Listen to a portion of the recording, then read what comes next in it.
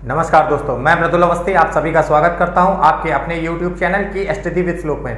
दोस्तों, इस समय हम लोग रीजनिंग और भूगोल दोनों की सीरीज पढ़ रहे हैं। जैसा कि मैंने आपको लास्ट के टाइम बताया हुआ था कि मेरा मंडे और ट्यूसडे को आपकी रीजनिंग की सीरीज चलेगी, जबकि वेडनेसडे, थर्सडे और फ्राइडे को आपकी ज्योग्राफी की सीरीज चलेगी, जिसमें हम लोग भारत का भूगोल डिस्कस करेंगे। तो आगे बढ़ने से पहले, आज का टॉपिक डिस्कस करने से पहले उन सभी लोगों को धन्यवाद जिन्होंने इतनी ढेर सारी शुभकामनाएं मेरे लिए प्रेषित की है, और उन सभी के लिए भी ईश्वर से प्रार्थना करूंगा कि आप लोग भविष्य में एक योग्य एवं कुशल अध्यापक बने। चाहे वो किसी भी प्लेटफॉर्म पे हो, अध्यापक ही होता है, और एक अध्यापक ही, मैं बार बार आपसे बोलता हूं कि एक अध्यापक ही चाहता है कि आप उससे अच्छे बने। मतलब एक अध्यापक की योग्यता, उससे हमेशा उनके शिष्य आगे बढ़ने की कोशिश करते हैं कि हमेशा अपने अध्यापक से थोड़ा सा हम आगे निकलने की कोशिश करें, और अध्यापक भी यही शुभकामनाएं देता है कि ईश्वर करे आप किसी अच्छे मुकाम पे पहुंचे। क्योंकि जब आपकी क्वालिटी निर्धारित की जाती है, जब आप किसी ओहदे या किसी बड़े पद पे पहुंचते हैं, तो वहां से आपके टीचर की पहचान होती है कि आप उस स्कूल के छात्र रहे हैं वहां पे। और यदि इन केस कभी किसी फंक्शन या किसी भी प्रोग्राम में उस टीचर की आपसे भेंट होती है, और जब आप उनका सम्मान करते हैं, तो जो साथ में ग्रुप में लोग खड़े होते हैं, तो उस समय एक टीचर के लिए बहुत ही अच्छी बात होती है। मतलब एक प्राउड फीलिंग मोमेंट होता है। तो ये चीज होती है, और उन सभी लोगों को एक बार फिर से धन्यवाद जिन्होंने इतनी अच्छी अच्छी शुभकामनाएं मेरे लिए प्रेषित की। तो आज हम लोग जो अपना टॉपिक डिस्कस कर रहे हैं, क्योंकि आज रीजनिंग मंडे है, तो आज रीजनिंग की स्पेशल सीरीज हम लोग पढ़ेंगे। तो रीजनिंग जो आज है, रीजनिंग में हम लोग कौन सा टॉपिक डिस्कस करेंगे? तो हम लोग आज टॉपिक डिस्कस करेंगे अपना कैलेंडर। अगर हम कैलेंडर की बात करते हैं, तो सबसे पहले जो टॉपिक है हमारा,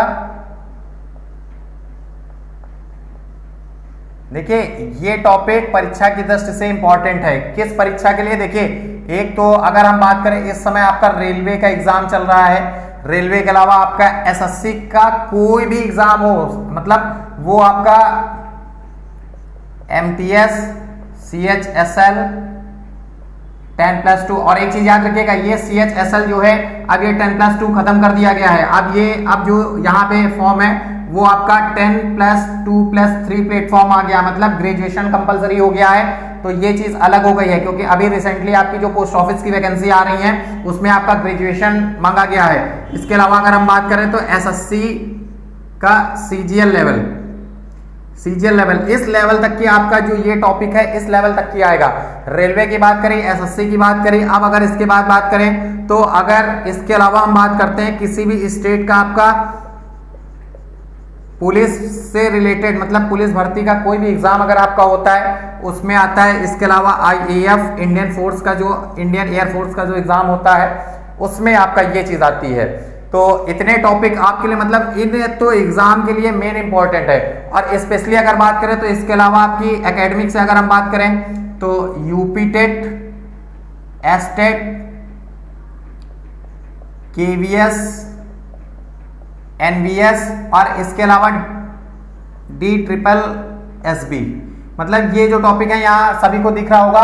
तो ये आपके अगर एकेडमिक, अगर आपके शिक्षा से संबंधित कोई भी है, अगर आप जो है बीएड बीटीसी किया हुआ है, या आपने टीजीटी पीजीटी की प्रिपरेशन कर रहे हैं, तो उसके अलावा अगर हम बात करते हैं, तो यूपी टेट में भी आपका एक क्वेश्चन आपको जरूर से जरूर मिलता है। जिन लोगों ने अभी 2022 में अपना एग्जाम दिया होगा, उनको भी पता है कि आपका एक क्वेश्चन आया हुआ था। एस्टेट की बात करें, तो उत्तर प्रदेश में अभी तक 2 एस्टेट हो चुके हैं, जिसमें दोनों बार इस टॉपिक से रिलेटेड आपका क्वेश्चन आया है। इसके अलावा केवीएस, एनवीएस और DSSB, केवीएस की वैकेंसी डिक्लेयर होनी है, मतलब ये आगामी भर्ती है।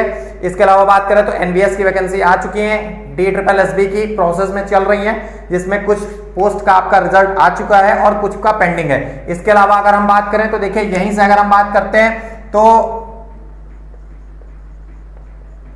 आर्मी वेलफेयर एसोसिएशन के जो स्कूल होते हैं, AWES, तो उसकी वैकेंसी भी डिक्लेयर हो चुकी है, और वहां भी इस समय उसके फॉर्म भरे जा रहे हैं। तो आप लोग वहां भी अप्लाई कर सकते हैं। तो ये कुछ इस टॉपिक से रिलेटेड अहम बातें थी।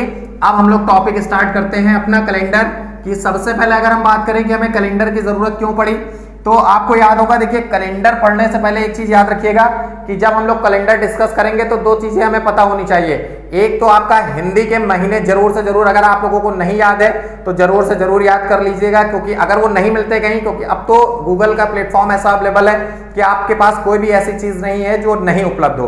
अगर आपके पास नहीं उपलब्ध है तो आप लोग कमेंट करिएगा, मैं उसके लिए जो है एक पीडीएफ फॉर्मेट बना करके आपके व्हाट्सएप और सोशल मीडिया के जो भी प्लेटफॉर्म है वहां पे शेयर कर दूंगा। तो हिंदी के जरूर से जरूर मंथ याद करिएगा, क्योंकि हिंदी के मंथ बहुत इंपॉर्टेंट होते हैं, और क्योंकि अब परीक्षा का पैटर्न बदला है तो हिंदी के मंथ भी आपसे पूछे जा रहे हैं। अब बात करते हैं कैलेंडर की। अगर हम कैलेंडर की बात करें, सबसे पहले हमसे बात की जाती है कि कैलेंडर की अगर हम बात करें तो कैलेंडर के लिए क्या क्या चीजें अनिवार्य होनी चाहिए। एक तो आपका दिन अनिवार्य होना चाहिए, दिन के बाद सप्ताह, सप्ताह की बात करें, सप्ताह से क्या बनता है, सप्ताह से बनते हैं माह, माह या लोग मास बोलते हैं, और इससे वर्ष, और वर्ष के बाद शताब्दी। तो अगर हम इसकी बात करें प्रॉपरली, अगर हम यहां से बात करते हैं, क्योंकि यहां देखिए यहां दिन है, सबसे पहले दिन है, फिर सप्ताह है, फिर उसके बाद अगर बात करें तो मास है या फिर माह है या वर्ष है, फिर शताब्दी है। अब अगर इसके बाद बात करते हैं तो देखिए दिन की अगर शुरुआत हम करें तो दिन की जो शुरुआत होती है आपकी, सबसे पहले अगर बात करें तो एक दिन की होती है। सप्ताह में कितने दिन होते हैं, सप्ताह में मिनिमम 7 दिन होते हैं। इसके अलावा बात करें माह की, अगर हम बात करें तो देखिए माह में अलग अलग कैटेगरी हैं।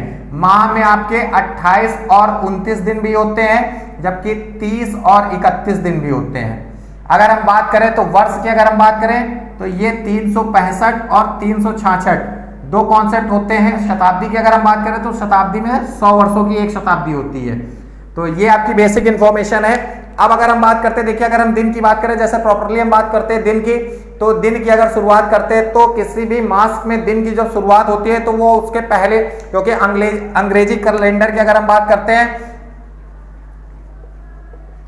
इंग्लिश कैलेंडर की अगर हम बात करते हैं तो उसमें सबसे पहले आपकी जो डेट आती है वो 1 आती है, तो ये होती है। जबकि सप्ताह में कितने दिन होते हैं, 7 दिन होते हैं। अब बात करते हैं माह की कि एक माह कितने दिन का होता है, तो 28 आपकी फरवरी 28 या 29 दिन की होती है, जबकि 30 और 31 तो आपके कॉमन डेज होते हैं। 30 की अगर हम बात करें तो देखिए यहां से बहुत लोगों को ऐसे काउंट होगा कि जून, जुलाई, अगस्त, इस तरीके से काउंट करके आप लोग ऐसे काउंट करते हैं, मतलब जनवरी, फरवरी, मार्च, अप्रैल, मई, जून, जुलाई, इस तरीके से, वो अलग चीज है। तो ऐसे भी आप याद कर सकते हैं। ये आपका पैटर्न है, आपका फॉर्मेट है, क्योंकि ये आपको तय करना है कि आपको किस तरीके से याद होता है। और उसकी एक स्पेशली चीज बताएं कि जैसे बहुत लोगों को याद होगा कि बहुत लोगों के मोबाइल में कॉन्टेक्ट, जैसे मान के चलिए मेरा नाम मृदुल है, आप यकीन नहीं करेंगे, जैसे मेरा नाम मृदुल है तो मेरे एक बहुत क्लोज फ्रेंड थे और उनके फोन में जब हमने देखा था तो मतलब ये हंसने वाली बात नहीं होगी, आप लोगों को भी इसमें हंसी आएगी। जब मुझे देखा, मैंने देखा तो मुझे बहुत गुस्सा आया था। उन्होंने अपने फोन में मेरा नाम इमरजेंसी के नाम से सेव कर रखा था।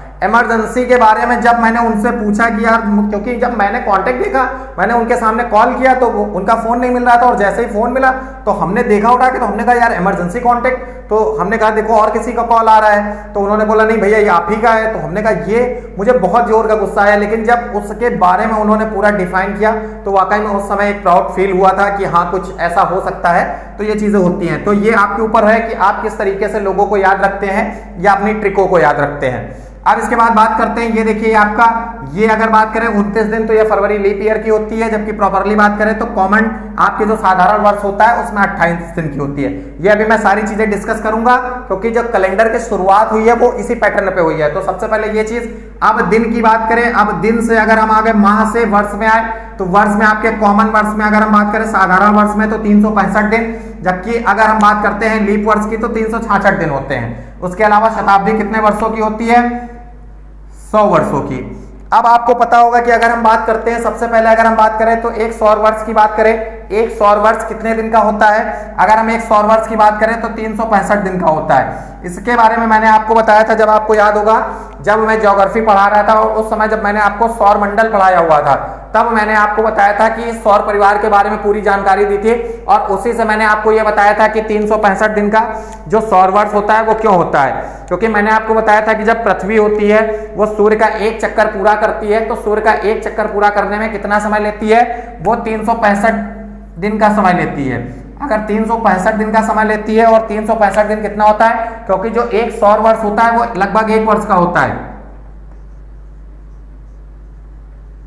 सौर वर्ष की अगर हम बात करें तो कितने दिन का होता है, दिन कोई हमसे पूछता है 365 दिन या फिर एक साधारण वर्ष होता है, ये आपका साधारण वर्ष होता है। अब अगर यहां से बात करें, देखिए ये साधारण वर्ष की बात हो गई।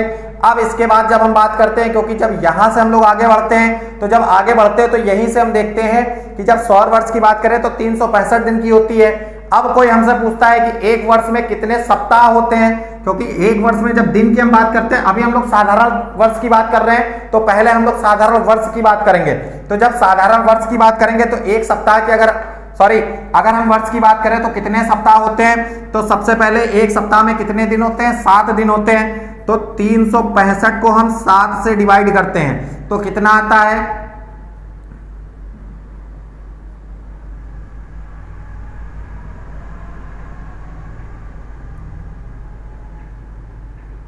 52 सप्ताह 1 दिन। अगर हम शेष की बात करते हैं तो ये अगर हम बात करते हैं तो 52 सप्ताह 1 दिन आता है। लेकिन जब हम लोगों से कोई पूछता है तो हम लोग क्या लिखते हैं कि 52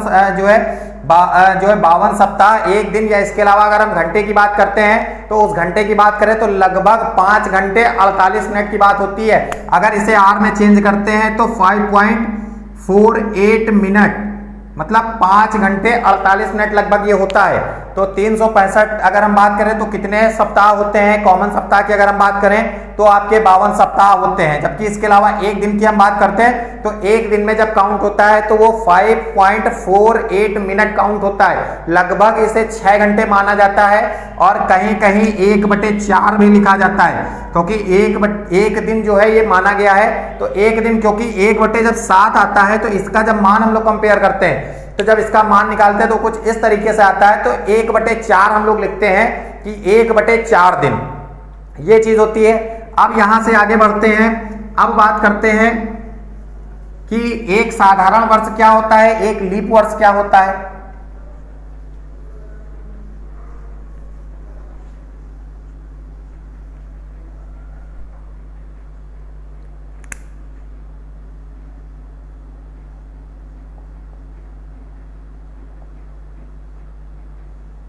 अब देखिए हम लोग बात करें, सबसे पहले एक साधारण वर्ष की बात करते हैं। अगर हम साधारण वर्ष की बात करें तो साधारण वर्ष में कितने दिन होते हैं आपका, 365 दिन। जबकि अगर लीप वर्ष की बात करते हैं तो लीप वर्ष में कितने दिन होते हैं आपके, 366 दिन। अभी मैंने आपको यहां पे बताया था कि जो 1/4 है, जो 1/4 दिन आता है, ये 4 वर्षों में अगर हम बात करें, क्योंकि ये जो लीप वर्ष होता है ये हर 4 वर्ष में पड़ता है। अगर बात करते हैं तो हर 4 वर्ष में होता है। तो क्योंकि जब हर 4 वर्ष, मतलब ये हर जब चौथे वर्ष की हम बात करेंगे तो जैसे एक वर्ष में 1/4 हुआ, फिर अगर बात करें तो 1/4 अगर हम काउंट करें तो ये हाफ हो जाता है। और उसके अलावा बात करें तो 1/4 की अगर हम बात करें, यहीं से अगर हम इसमें 1/4 ऐड कर देते हैं तो ये 3/4 हो जाता है। ये चीज होती है। अगर हम बात करते हैं कॉमन, तो ये चीजें होती हैं, बहुत चीजें डिस्टर्ब होती हैं। लेकिन ये जब 3/4 आ जाता है और अंतिम, सबसे अंतिम में जब 1/4, 3/4 प्लस 1/4 होता है तो ये आ जाता है आपका 4/4 इज इक्वल टू 1। मतलब ये एक पूरा दिन हो जाता है जो हर चौथे वर्ष आपका बढ़ जाता है। और ये जो हर चौथे वर्ष बढ़ता है, इसी में आपकी फरवरी 29 दिन की होती है। अगर हम बात करते हैं इसी जो ये है, ये फरवरी आपका 29 डेज की जो होती है वो आपके हर लीप वर्ष में होती है। अब लीप वर्ष हम कैसे निकालेंगे कि ये लीप वर्ष कौन सा है, मतलब साधारण वर्ष है और लीप वर्ष है, इसके बारे में भी हमें पता होना चाहिए। कि जब हम बात करते हैं, जैसे हमने अभी एक कॉमन वर्ष लिया कि अभी हम लोग 2022 में पढ़ रहे हैं या 2022 की बात कर रहे हैं, तो 2022 की अगर हम बात करते हैं तो सबसे पहले हमें एक चीज पता होनी चाहिए कि 2022 की अगर हम बात करें तो जो ये अंतिम वर्ष है ये आपका, क्योंकि मैंने आपको बताया कि जो लीप वर्ष पड़ता है वो हर चौथे वर्ष पड़ता है। चौथे वर्ष की अगर हम बात करें तो 2022 को अगर हम 4 से डिवाइड करें तो जरूरी नहीं आप ये उठाएं, केवल आप 22/4 भी कर सकते हैं। तो क्या ये आपके 4 से डिवाइड हो रहा है? नहीं हो रहा है। तो इसलिए आपको पता है कि 2022 कैसा वर्ष है, एक साधारण वर्ष है। 2022 एक साधारण वर्ष है। अगर हम इसी की जगह 2020 या 2024 की बात करते हैं तो अगर हम 20/4 करें तो ये देखिए 5 आएगा, इसके अलावा 24/4 करेंगे तो ये 6 आएगा, मतलब ये भी कट रहा है, ये भी कट रहा है। तो ये दोनों आपके क्या हैं, ये आपके लीप वर्ष होंगे। और लीप वर्ष की बात करें तो जैसे हम लोग इसे साधारण वर्ष कहते हैं, लीप वर्ष को भी अधिवर्ष कहते हैं। हिंदी में अधिवर्ष कहते हैं, इंग्लिश में आपके लीप वर्ष कहते हैं। अब इसके बाद बात करते हैं हम लोग विषम दिन की, कि विषम दिन हम लोग कैसे निकालते हैं। और एक चीज और कि कल मेरी क्लास साथ में इसी टाइम से होगी जिस टाइम पे हो रही है, बट जो वेडनेसडे की मेरी क्लास होगी, वेडनेसडे की क्लास आपकी मॉर्निंग में होगी। वो टाइम मैं कल आपको डिस्कस कर दूंगा कि कितने बजे से होगी, वो कल मैं आपको बता दूंगा। तो वो चीज है। तो अभी हम लोग डिस्कस कर रहे हैं कैलेंडर। अब कैलेंडर की अगर हम बात करते हैं तो मैंने अभी आपको बताया था कि लीप वर्ष और साधारण वर्ष में कितने दिन होते हैं, कैसे हम लोग चीजें निकालते हैं। अब हम लोग बात करेंगे सबसे पहले विषम दिन निकालना।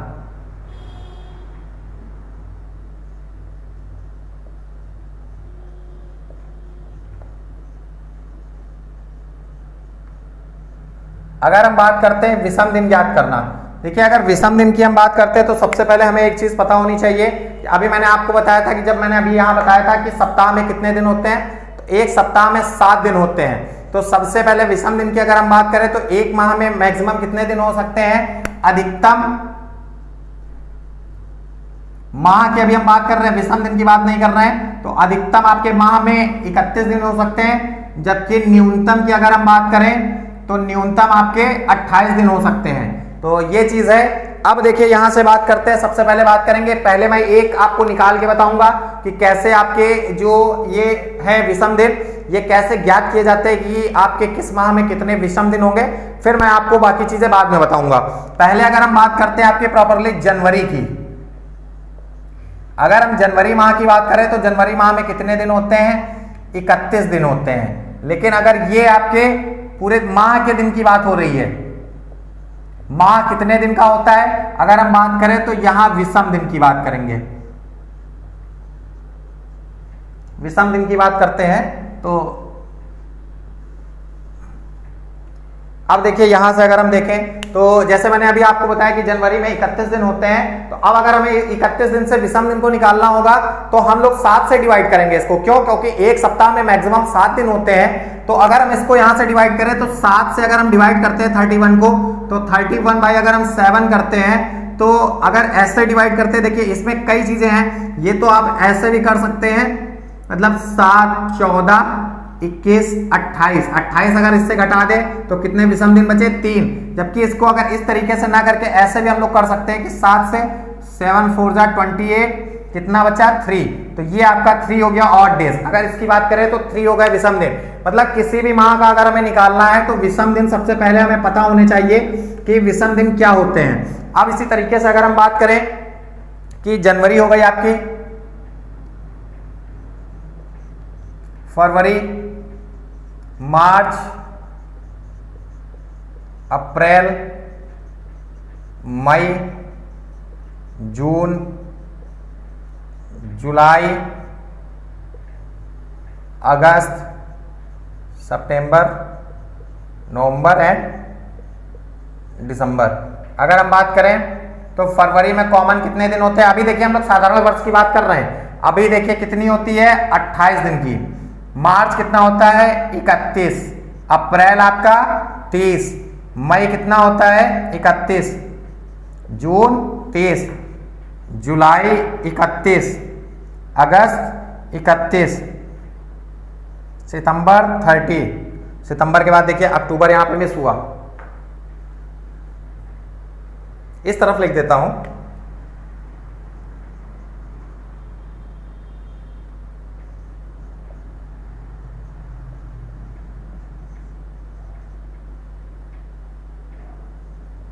दिन की अगर बात करें तो 31, नवंबर आपका 30, दिसंबर आपका 31। यहाँ सभी लोगों को दिख रहा है ना। अगर कोई प्रॉब्लम हो तो आप लोग बता सकते हैं, वैसे यहाँ ऐसा कुछ समस्या आनी नहीं चाहिए। तो ये बात करते हैं। अब देखिए इसके बाद बात करें तो यहाँ भी मैंने आपको बताया कि 31 दिन की होती है। अब यहां से ही अगर हम बात करें तो कैसे बात करते हैं, सबसे पहले अगर हम बात करें तो देखिए ये अभी आपके साधारण वर्ष की बात हो रही है। तो सबसे पहले अगर हम बात करते हैं तो यहां पे देखिए अगर हम 7 से डिवाइड करें, यहां भी मैंने आपको बताया था कितने विषम दिन बचे, 3 विषम दिन। अब अगर यहां बात करते हैं फरवरी में अगर 7 से डिवाइड करें तो कितने बचेंगे, 0। अगर मार्च की बात करें तो देखिए मार्च अगर इसकी बात करते हैं तो फिर से एक बार 3 दिन। अप्रैल की बात करें तो अप्रैल में कितना बचेगा, 2 दिन। मई की बात करते हैं, देखिए जहां 31 है वहां 3 दिन होगा, जबकि जहां 30 है वहां आपके 2 दिन होंगे। जुलाई की अगर हम बात करें तो 3, अगस्त में भी आपके 3 और सितंबर में आपके 2। अब देखिए ये चीज कुछ अलग है, एक ये और एक ये, क्योंकि ये बैक टू बैक 2 ऐसे महीने हैं जहां पे 31 दिन का महीना होता है। वो कौन से महीने, आपके जुलाई और अगस्त, ये दोनों आपके 31 दिन के महीने होते हैं। तो कभी कभी आपसे परीक्षा में अक्सर ये पूछा जाता है कि वो कौन से 2 ऐसे माह हैं जो क्रमशः जिनमें माह 31 दिन का होता है। तो जब क्रमशः की बात आएगी तो जुलाई और अगस्त, मतलब ये आपके ऑप्शन पे डिपेंड करेगा कि जुलाई अगस्त दिया है या फिर जनवरी और मार्च दिया है। लेकिन जब क्रमशः की बात आएगी, क्योंकि ये दोनों लगातार हैं, क्रमशः मतलब लगातार, तो जुलाई और अगस्त आपके लगातार चलते हैं, तो इसलिए क्रम के माह हैं। अंग्रेजी कैलेंडर के अनुसार ये क्रम से आते हैं। तो जुलाई और अगस्त 2 माह आपके ऐसे हैं जिसमें क्रमिक रूप से 31 दिन होते हैं। अब इसके बाद बात करें सितंबर के बाद अगर अक्टूबर की बात करें तो अक्टूबर में कितने दिन होते हैं, तो अक्टूबर में 3 विषम दिन होते हैं, जबकि नवंबर में 2 और दिसंबर में कितने होते हैं, 3।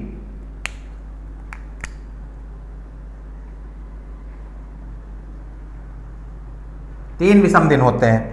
ये आपके विषम दिन की चीज है कि अगर कोई हमसे पूछता है सबसे पहले कि अगर कौन से माह में, कि अप्रैल माह में कितने विषम दिन होते हैं, तो क्या करना है आपको, अप्रैल माह कितने दिन का होता है, 30 दिन का। 7 से डिवाइड करेंगे तो कितना आएगा, 4, मतलब 2 ऑड आएगा, मतलब आपके कैरी हो जाएंगे, तो 2 विषम दिन हो जाएंगे, 2 दिन होंगे विषम दिन की अगर कोई हमसे पूछता है। अब क्या करेंगे, अब यही अगर आपकी फरवरी देखिए अगर हम बात करें तो फरवरी की अगर हम बात करें तो जब ये 29 दिन की होगी तब आपका यहाँ पे 1 विषम दिन होगा। रेड याद रखिएगा, रेड आपके फरवरी लीप वर्ष की जब होगी उस कंडीशन में आपका 1 विषम दिन फरवरी माह में होगा। और उस समय अगर बात करें तो उस समय आपके कितने दिन होंगे, ये 366 और ये आपका लीप वर्ष होगा। यहां तक सभी लोगों को समझ में आ जाना चाहिए, क्योंकि अभी बेसिकली चीज मैं बता रहा हूं। देखिए मैं रीजनिंग को ऐसे स्टाइल से बताऊंगा कि आपसे जीवन में कभी कैलेंडर के क्वेश्चंस आपसे गलत नहीं होंगे, चाहे वो कैसा भी क्वेश्चन आए वो क्वेश्चन हमेशा आप लोग कर लेंगे।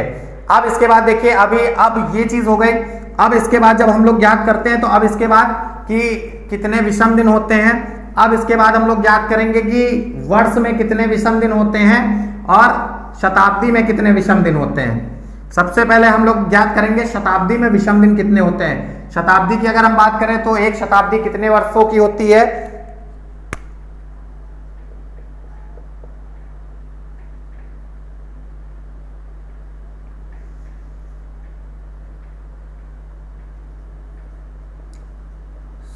शताब्दी की अगर हम बात करें तो कितने वर्षों की होती है, 100 वर्षों की एक शताब्दी होती है। तो ये याद रखिएगा। अब शताब्दी में, एक शताब्दी में कितने आपके जो दिन होते हैं, कौन से दिन, विषम दिन, मतलब ऑड डेज। ये हम लोग कैसे निकालते हैं, तो देखिए अगर हम शताब्दी की बात करते हैं, सबसे पहले 100 वर्षों की बात करें तो 100 वर्षों में आप सभी को पता होगा कि जब हम 100 वर्षों की बात करते हैं तो 100 वर्षों में क्या होता है कि जब 100 वर्षों में हम देखें तो सबसे पहले इसको अगर हम 100 को 4 से भाग देंगे। क्यों 4 से भाग देंगे, क्योंकि 100 वर्षों में, ये तो 100 वर्षों में मिलके शताब्दी बनती है। देखिए अगर हम बात करें कि अब कॉमन बात करते हैं, सबसे पहले आपका 00, फिर 4, 8, 12, 16, 20, 24, 28, 32, 36, 40, 40, 44, इस तरीके से अगर हम करें तो ये आपका 96 तक अगर हम बात करते हैं तो 96 मतलब 96 वर्षों तक की ये अगर हम बात करें तो हर 4 वर्षों में आपका एक लीप वर्ष पड़ेगा ना। तो 96 तक की अगर हम बात करें तो कितने वर्ष हमारे लीप वर्ष पड़ेंगे? तो सबसे पहले हम बात करेंगे कि ये 24 हमारे लीप वर्ष पड़ेंगे। तो इसमें अगर हम बात करें तो 24 लीप वर्ष की बात करें तो ये आपका 24 लीप वर्ष होंगे, जबकि 76 आपके साधारण वर्ष होंगे।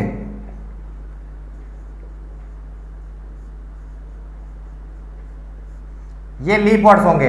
अब इसके अलावा देखिए यहीं से मैं दो चीजें समझा रहा हूं, आप लोग तुरंत समझिएगा, क्योंकि वो चीज इसीलिए मैंने शताब्दी का सीधे उठाया आपको। मैंने पहले साधारण वर्ष से विषम दिन नहीं निकाला, कि सीधे मैंने आपकी शताब्दी उठाई, यहीं से आपके लीप वर्ष भी कंफर्म हो जाएगा और आपके साधारण वर्ष भी कंफर्म हो जाएगा।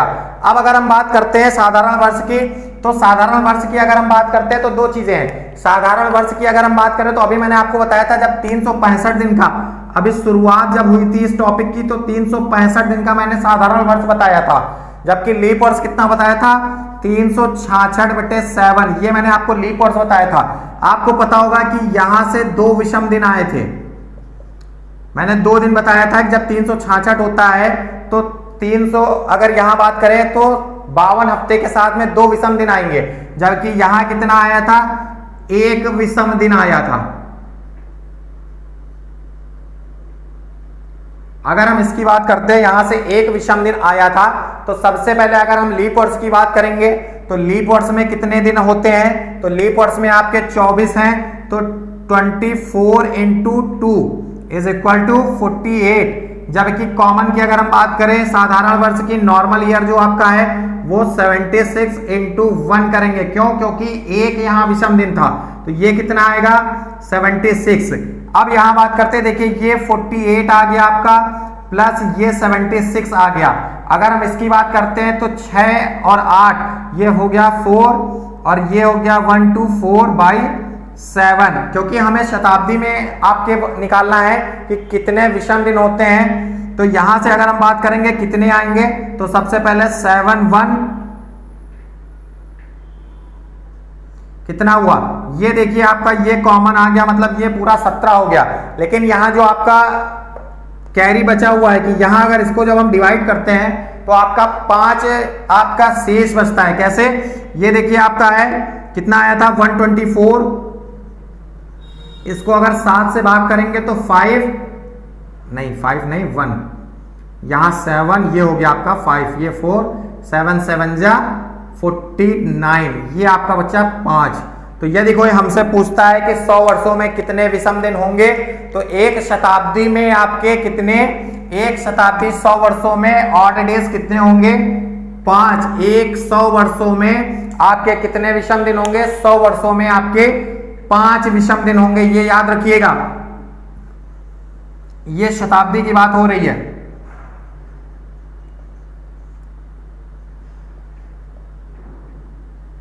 ऑड डेज कितने होंगे? 5 विषम दिन होंगे।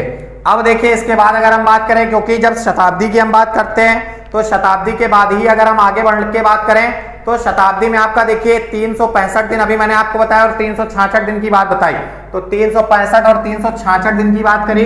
अब यहां से देखिए आगे की चीजें बताऊंगा। क्यों?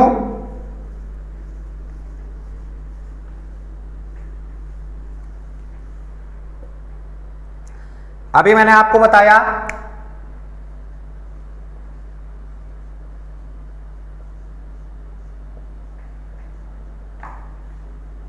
100 वर्षों में निकालना,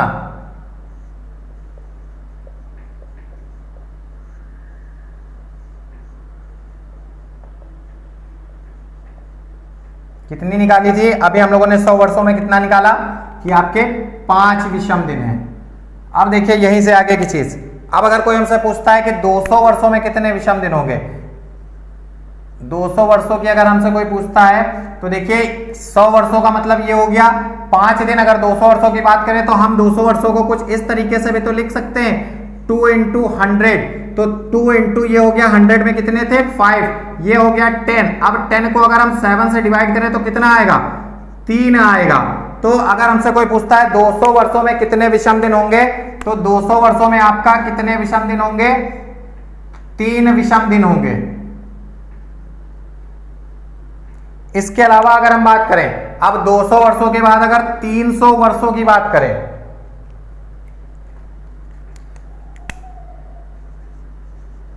300 वर्षों की अगर हम कॉमन बात करते हैं तो फिर वही चीज है कि 100 इंटू 3, तो 5 इंटू 3 इज इक्वल टू 15। तो यहां से कितना आएगा 15/7 इज इक्वल टू 1, मतलब एक विषम दिन। ये कैसे आ रहा है आपको पता है ना कि देखिए जोड़ घटाना गुणा भाग ये सभी आपकी बेसिक नीड है और ये सभी आपको आना चाहिए।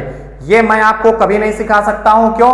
क्योंकि जो एक क्लास का लेवल मेंटेन है तो इसके लिए जब इस लेवल पे आपको समझना है तो ये चीजें आपको जरूर से जरूर आनी चाहिए, क्योंकि अगर ये चीज आपको नहीं आती है तो आप कैलकुलेशन बिल्कुल नहीं कर सकते हैं और वहां से फिर आपको समस्या होगी। फिर आप लोग बोलते हो कि सर ने जो समझाया वो बहुत फास्ट समझा दिया और मुझे समझ में नहीं आया।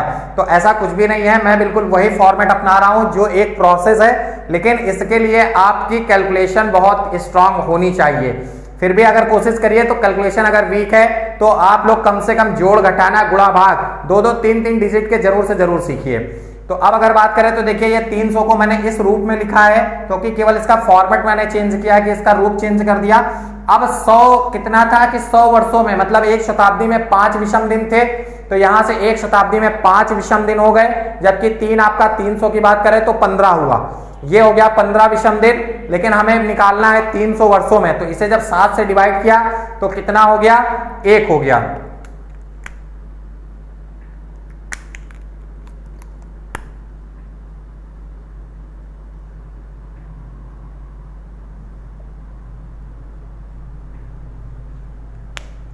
अब सबसे लास्ट में जो बचता है ये बहुत इंपॉर्टेंट है, क्योंकि जब परीक्षा में अक्सर आपसे पूछा जाता है कि 100 वर्षों में आपका दिन और 400 वर्षों में दिन।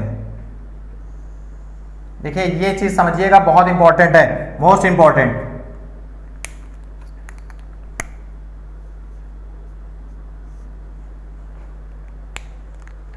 अब अगर हम बात करते हैं 400 वर्षों की, तो 400 वर्षों का लोगों को यह मानना है कि अगर हम 400 को कुछ इस तरीके से लिख सकते हैं तो यहां पे हो जाएगा कि 4 इंटू 5 इज इक्वल टू 20, कि अगर हम इसकी बात करें तो यहां से 20/7 इज इक्वल टू 6 विषम दिन।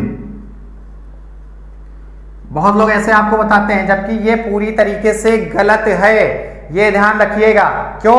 क्योंकि अगर हम बात करें 400 की तो 400 में अगर मैंने आपको बताया था कि जब यहां पे मैंने अभी आपको बताया था 100 वर्ष की जब बात कर रहे थे तो 100 वर्षों में अगर हम बात करें तो 76 और 24 में हमने तोड़ा था।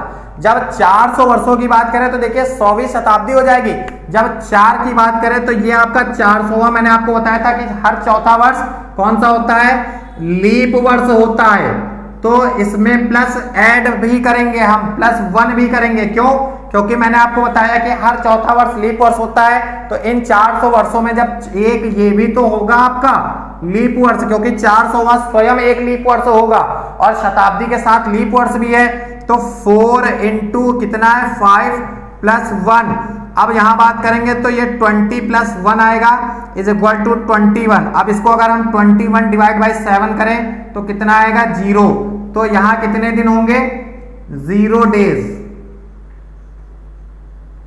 ये बहुत ध्यान से, क्योंकि ये सबसे इंपॉर्टेंट चीज है। अक्सर परीक्षार्थी लोग जो होते हैं वो इसी में कंफ्यूजन कर देते हैं कि वो ये चीज कैसे आई, कहां से आई, विषम दिन कैसे हम ज्ञात करते हैं। तो 100, 200, 300 और 400 इन दिनों के बारे में मैंने आपको बताया कि ये चीज कैसे होगी।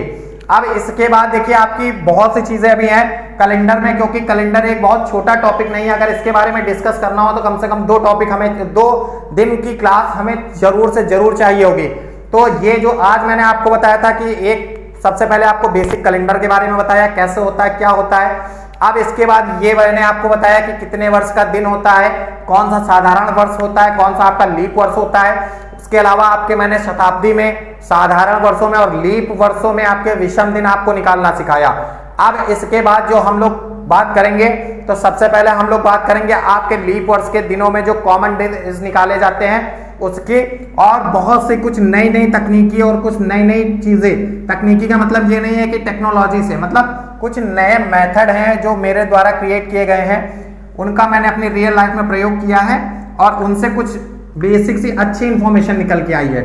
तो आज की क्लास हम लोग यहीं ब्रेक कर रहे हैं, क्योंकि अभी कुछ चीजें भी डेवलप करनी है और कुछ अपने स्टूडेंट से आज मिलने भी जाना है, क्योंकि उनका विशेष आग्रह था कि ये सर आज जरूर से जरूर मिलिएगा।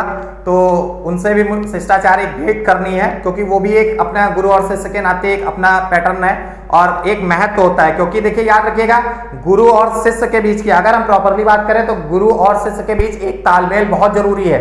ऐसा नहीं है कि आप गुरु और शिष्य, हो सकता है कि आप एक क्लास को छोड़ के कक्षा के बाहर एक बहुत अच्छे मित्र हो, लेकिन उस मित्रता को कक्षा में कभी नहीं निभाना चाहिए, क्योंकि ये बहुत बड़ा निगेटिव फैक्टर काम करता है।